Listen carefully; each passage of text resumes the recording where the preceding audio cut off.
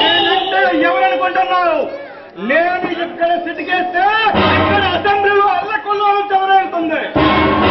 నేను కనుసైగ చేస్తే పార్లమెంట్ స్తంభించిపోతుంది. ఇలాంటి పిచ్చి కుక్కలనేమి చేయలేవు. అదే వద్దు, నేను దిగినంత వరకే. నేను తెలుసుకుంటే నిన్ను ఎక్కడికెక్కడే ముక్కలు ముక్కలు చేయగలను, కానీ నువ్వంత తేలిక చావకూడదు.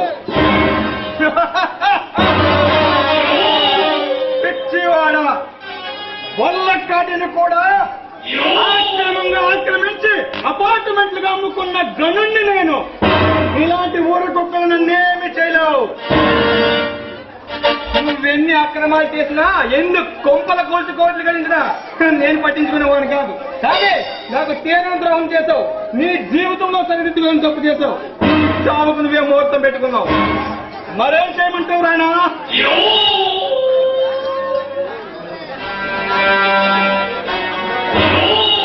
మరేం చేయమంటావు రాయనా? అర్థం లేకుండా మాట్లాడుకో. నువ్వెవరో నాకు తెలియదు. నేను నీకు ద్రోహం చేయడం ఏంటి? ఆ విషయానికి వస్తున్నా. అనుస తెలుసా నీకు? ఎవరు అనుస? అప్పుడే మర్చిపోయావా? ప్రేమించాలని నమ్మించి మనసుతో పాటు శీలను కూడా దోసుకొని అన్యాయంగా చంపేదా చూడు ఆ అనుస. ఆమె నీకేమవుతుంది? నా చెల్లెలురా. అల్లారు ముద్దుగా పెంచుకున్నాను ఆమెను.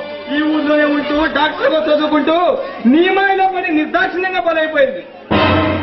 ఏం చేయమంటావు మిస్టర్ రాణా? అందంగా ఉంది, హాయిగా అనుభవించాను. కానీ పెళ్లి పెళ్లి అని ప్రాణం తోడేసింది. అందుకే ప్రాణం తీసి అడ్డు తొలగించుకున్నాను. చిన్నప్పటి నుండి పెంచేనట్టున్నావు కదా. 10 లక్షలు పారేస్తాను, నోరు మూసుకుని వెళ్ళు.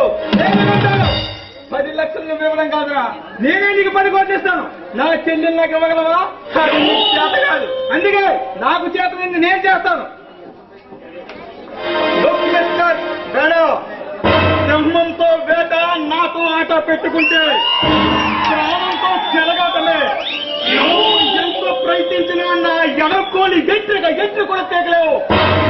అదే వద్దు, నీ కౌంట్ డౌన్ స్టార్ట్ అయింది.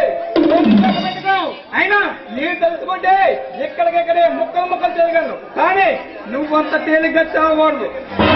నిన్ను ప్రతి క్షణం వెంటాడతాను. నీకు మనశ్శాంతి లేకుండా చేసి నిన్ను మట్టిలో కలిపేస్తాను.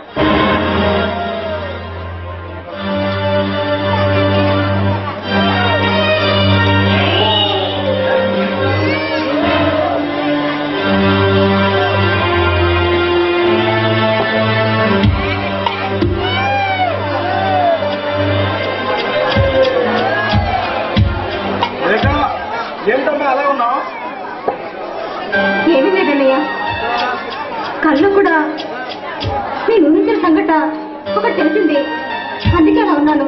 ఏమిటమ్మా నిజం? అనుషని నువ్వే చంపావా?